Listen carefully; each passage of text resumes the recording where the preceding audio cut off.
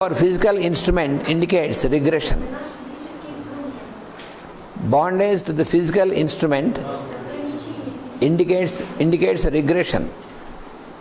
We establish our freedom by complete mental control of the emotions. There we are coming now. Now we are coming into that. Yes. Because independence of the form, we should realize our independence of the form and not let our body dictate us. That is the first thing. We should not allow the body to dictate us. That's the first thing we have to remember. Bondage to our physical instrument indicates regression. And then we establish our freedom by complete mental control of the emotions. For bodily control is achieved by emotional control. This is most important. This we have to be very clear.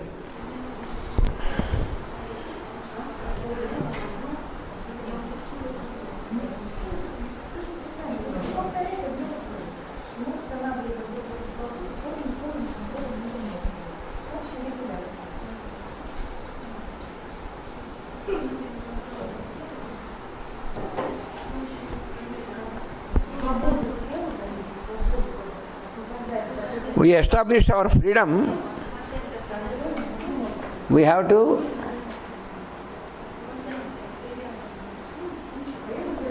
our goal is that we have to establish our freedom.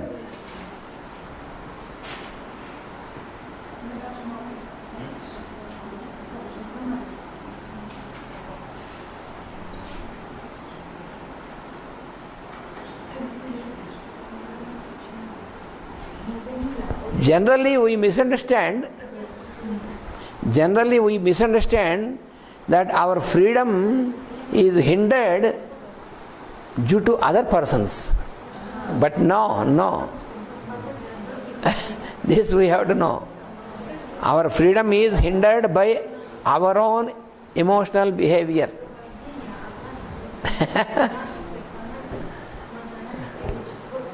Our freedom cannot be hindered by others. This is where we must understand very clearly. First we have to change our attitude to attribute everything upon others, upon the environment. If you know, if you practice, if you know how you can win over these internal implements, then you are free, you are out of bondage. So here what is explained here, this is very important. We have to establish our freedom. Freedom from what? Freedom from self-conditioning. Yes. What is it that binds us and conditions us? It is self-conditioning.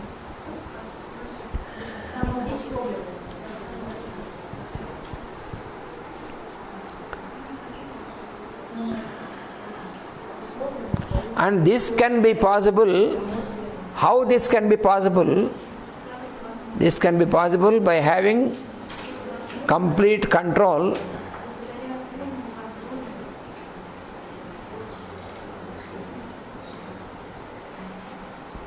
of the emotions.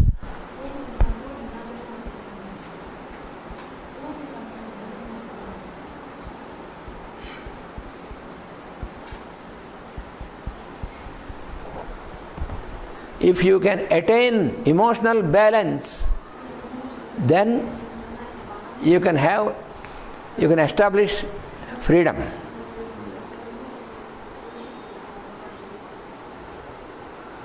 Because the control over your body is achieved by emotional control only. Unless you have emotional control, you cannot have control over your body.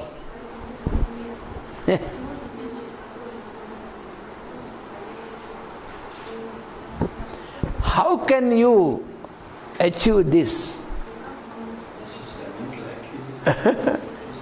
How can you achieve this? Using the technique of emotional indifference.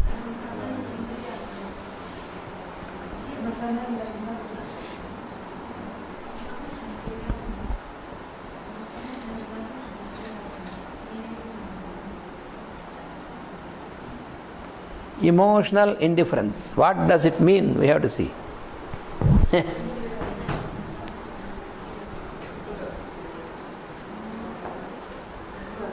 Whenever there is a situation, immediately we react to the situation emotionally. On the emotional plane, our reaction is. This is very well explained once again in Bhagavad Gita, in the mantra scripture. Everything you get for everything you get a solution in Bhagavad Gita. He said, Dukkheshu anudvigna manaha. That means when your emotion is not roused, when you have something which is unfavorable,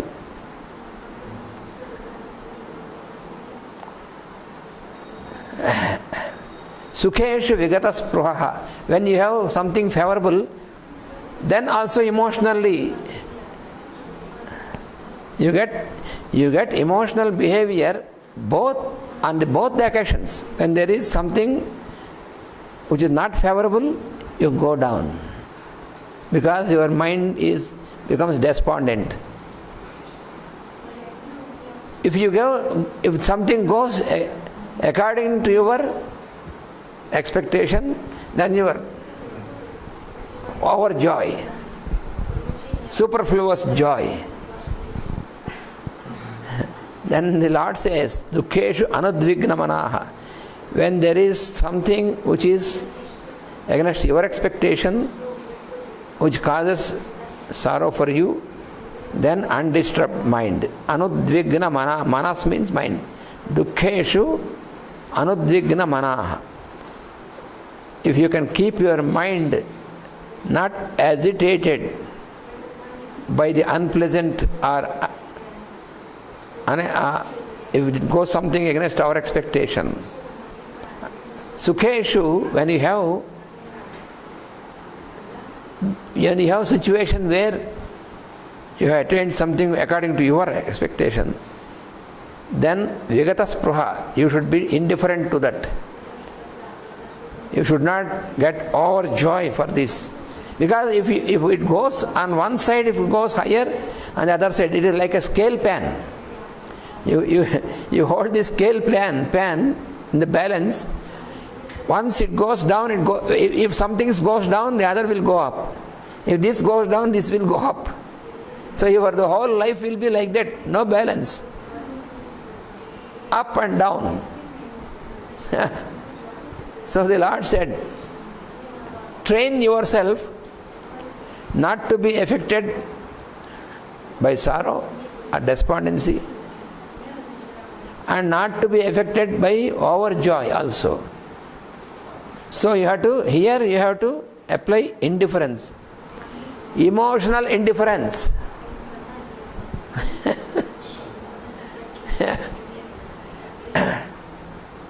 Normally, indifference, we many times we get indifference, but when somebody is suffering, then we may show indifference. That is not to be done. Indifference not for others' suffering.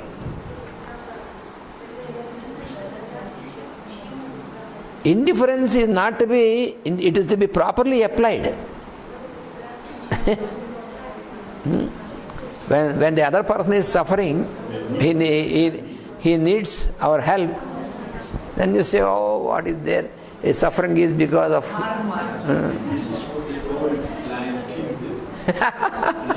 Yes, the blind king. In Mahabharata, the blind king, he did the same mistake. Because of this, his whole clan was destroyed. He held himself, he stood himself responsible for the destruction of all this clan and so many people, because of this wrong attitude. When Pandavas, his own brothers' sons, are suffering, he was indifferent. They were suffering because of the behavior of his own sons. You see, that is why he is blind. He is not only blind physically, but he is blind also mentally. He could not understand how he should behave. So he was indifferent for the suffering of others. He is only concerned about. That is why in the very beginning, very first stanza of Bhagavad Gita, the first stanza in Bhagavad Gita is the stanza in which this blind king, this fellow, asks his assistant to explain what is happening between Mamakaha, my people, and the sons of the Pandavas, Pandu. Mamakaha Pandavas Chaiva Kimakurvata Sanjaya. This Sanjaya is a very noble fellow. Sanjaya is a minister and a noble fellow. And this Sanjaya is always with him, the blind king.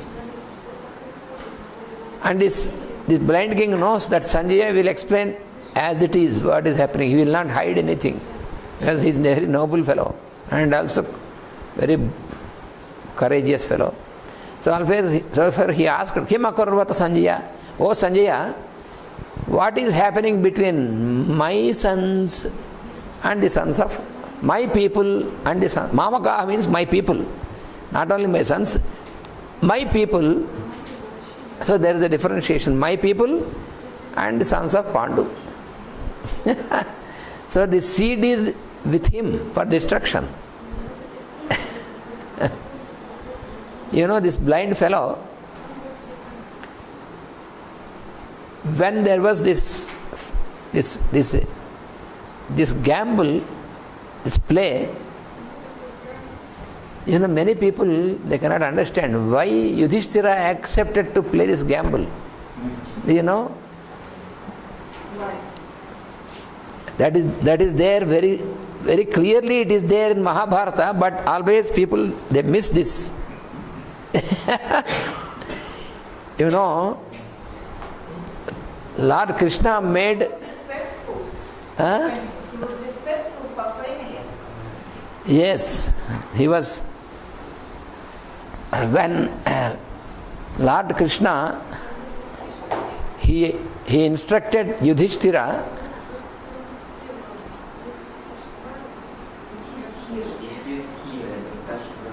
Yudhishthira is the eldest of the Pandavas. They are all completely surrendered to the Lord. His decision. They surrendered to the Lord's decision. They won't take their own decision. Total surrender. Pandavas. So Yudhishthira, so all the 4 brothers of Yudhishthira, they completely themselves submit to the decision of the elder brother, who is submitted to the Lord. And their wife also is submitted. So they are devoted totally to the Lord. Whatever may be the decision of the Lord, they accept this. So then Krishna made this Yudhishthira to perform Rajasuya, a very big ritual.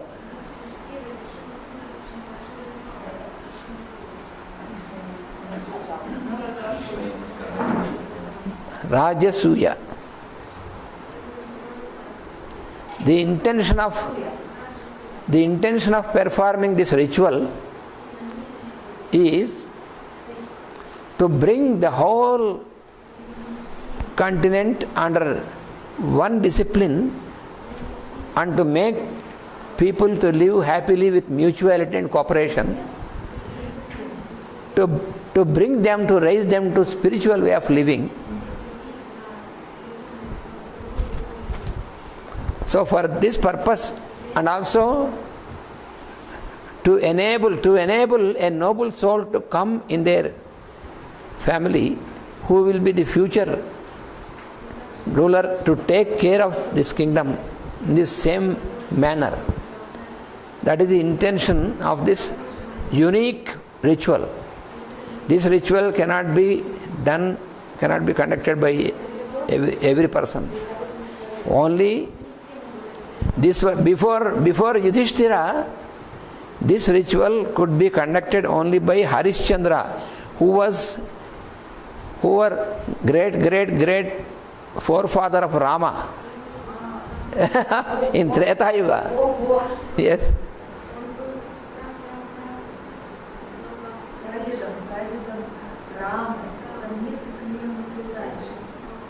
In Treta Yuga, Harishchandra was one of the king emperor. He was king initiate also.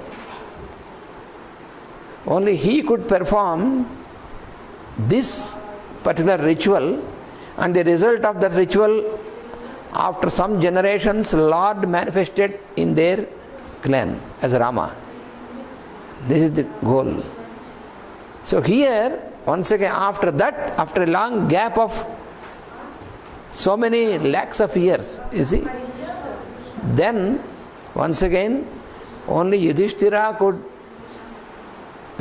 was considered by all the rishis to be fit to conduct this ritual. But there are some implications in this ritual. Before you start the ritual, all the rulers are to be brought under one aim, to be righteous, because there are many rulers who are wicked fellows. So righteousness is important. So for this what they have to do, first they have to go to all the kingdoms, and in these kingdoms, if some rulers who are wicked and who are teasing the people, common people, are to be either they have to change their attitude, or if they are against this, then there will be a battle and they are to be overpowered and then re-establish. All these things are to be done before starting the ritual, and not so easy. In this preparation, as per the instruction of the Lord Krishna, Yudhishthira's 4 brothers, each brother was sent in one direction to go and to make all these rulers under. In the Mahabharata, very clearly given how far they have gone. In that, Arjuna was sent towards northern direction, and Arjuna reached even Russia also. That was also mentioned in Mahabharata. Yes, Mahabharata is historic. It is a history. So they have reached Russia. He has reached Russian continent, Russian country also, and they were very friendly because it was a similar culture and all, very friendly. So those people, those rulers of Russia, they have offered their friendship and support for this. This was recorded in Mahabharata. And the Russia, the name of Russia and that at that time is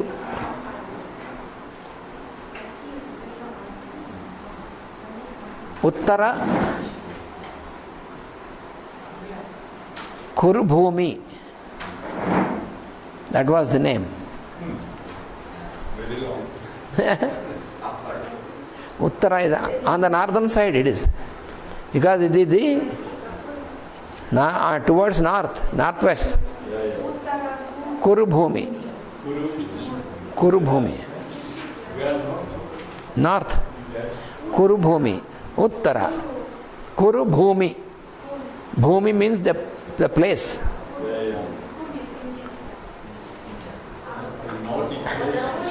And not it is. It means that region which is far in the north, and also the region which has also in good activity, in good action, karma, good action. So it is according to the Vedic culture. So the rulers, those who were the rulers of this, they were very happy to know about this Rajasuya ritual by Yudhishthira, and they have offered also many rich stones, many rich things, and they have given some gold also in support of this, and they have attended also. This was all recorded in Mahabharata. So the relation between Russia and Bharat is so old, not new.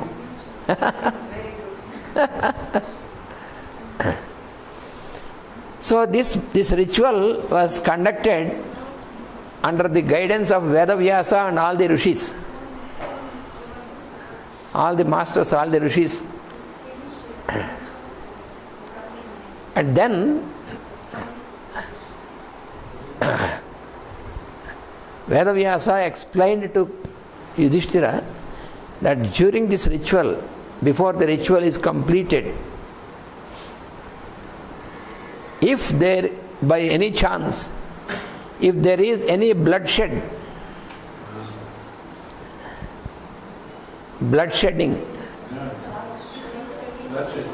that means,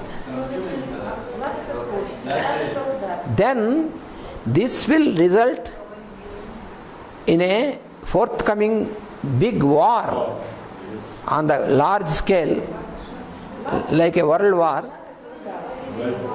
It will be like a world war. This was the risk here. This is the risk. And there will be, many people will be killed in this war, destruction will be there. And another implication is, suppose this ritual is not properly completed and left incomplete, then for the coming 2,000 to 3,000 years, all the people will have starvation because there will be no food, no water. That will be dangerous. Very heavy load. So it should not be, it should be completed totally. If it is not completed, then If it is not completed, then the people on this, all the people on this earth will be affected. Because for the coming 2,000 or 3,000 years, up to 2 to 3,000 years, for 2 to 3,000 years, people have to suffer from droughts and all these things. So then he said, then the rishis said, you should continue because Krishna is there, the Lord himself is there, you are under the protection. You just follow him and then he will take care. So Yudhishthira started this. And there were few wicked people who wanted to create obstacles in completing this yajna. Yeah. This is the yajna. Because it is not for personal motive. So there were some few wicked fellows who hate Krishna and his people who are devoted to him. They are jealous of Krishna. And one of such fellows is Sisupala.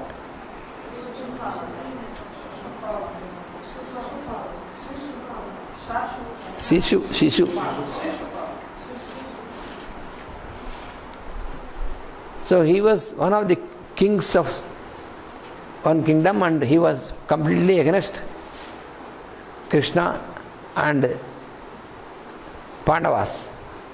Of course, he is in the relationship, he is a cousin of Pandavas, but still he is very wicked fellow because he always used to tease his own people of his own kingdom.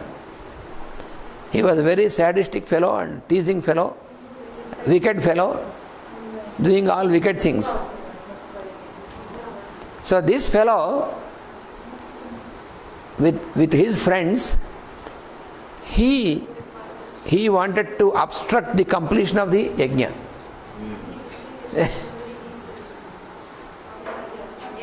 He wanted to stop this yajna. this ritual. Then Bhishma, the grandfather, because the yajna will be complete only when a supreme person will be worshipped as the representative of the Lord of the universe. So Bhishma proposed that Krishna should be worshipped.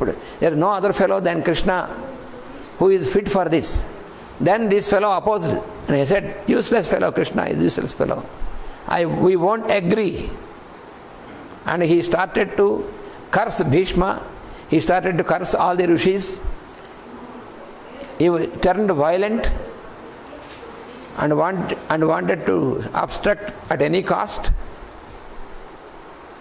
Then, and also Krishna, when this fellow was born, there was another thing. When this fellow was born, he was born with extra hands, a unique child. And then the people told his parents that when this child is taken into the hands of somebody where this will disappear and he will become normal, be sure that this will be killed by that person. So then one day when Krishna visited them, because they are related also, then the mother of this boy, she was testing, she was giving this child to everybody to see who is this person. He was very curious. So she gave this child to Krishna also. When Krishna took him into his hands, then all his additional things disappeared and became not. Then they were surprised. And the mother of this boy, she prayed Krishna, please forgive my child if he does something wrong. Because it is said, according to his birth time and all these things, that he will be killed by such a person. So you are the person and you are very powerful, mighty person. So please excuse my son. Then he promised her, I will wait until 100 mistakes of this fellow. Not for me. Mistakes not upon me. This is where many people misunderstand. Krishna did not kill him because he has cursed Krishna. In the view of Krishna, mistakes means all these wrong things which he did for the people. He has molested many women. He has raped many women. He has destroyed many houses of the people. So like this he did so many wicked things. So this Krishna was counting. And the last thing was to obstruct the ritual and to curse Bhishma and others. So Krishna waited until then, and when it is finished, then Krishna's Sudarsana cut the head of this fellow, then and there. So he was killed. And so what happened now? Yajna was completed, and the risk of starvation and drought for the people is not there. But since this fellow killed and this blood was shed there should be compulsorily the war. So this is the result. Yudhishthira was very sad. Then Krishna said, you need not be sad because it is not in your hands. It is the destiny and the cosmic divine plan. So after completion of the ritual, when Krishna waited until everybody returns, all the rishis, all the relatives, all the kings return back, and then he took him, Yudhishthira, alone with him to a certain extent, and he said, from now onwards, remember, now this is for your whole life, this is what I am giving the mission for your life, a mission. From now onwards, when anybody asks anything to you, remember, I am asking as the indweller through them. If anybody asks anything without exception, remember that it is I am the Lord asking you. So you have to fulfill, you should say no. You shouldn't say no. So this Krishna said, and Krishna returned to Dwaraka. And then he came back, and immediately there is a messenger from the blind king that He asked you to come with your wife and brothers to Hastinapura.